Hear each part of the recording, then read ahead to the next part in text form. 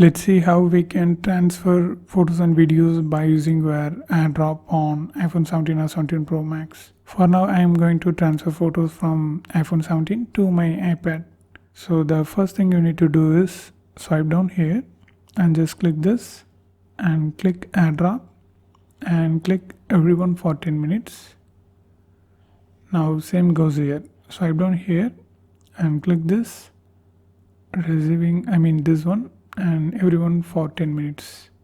You can see if you turn on the AirDrop, Bluetooth also turned on because it's used the Bluetooth option. Now just open the Photos app or Files app. I just open Photos app and just click this and move like this and click all. So here you can see all your photos and videos. Now just click select and select the photos and videos you want to transfer. Then click share and here you can see AirDrop, click that.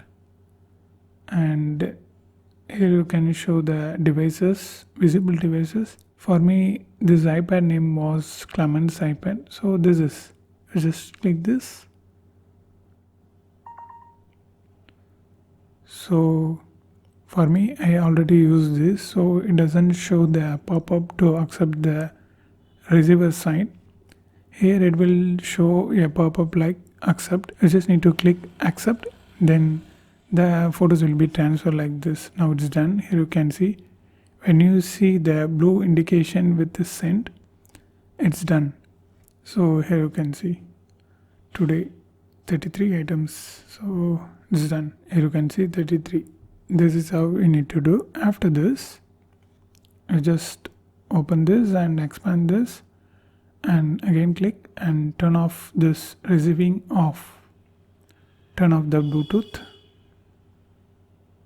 Same goes here. Swipe down here, expand this, click this receiving off and turn off the Bluetooth. That's it, you are done. So this is how you need to do. And if you want to know more videos about iPhone 17 or 17 Pro Max, watch these videos.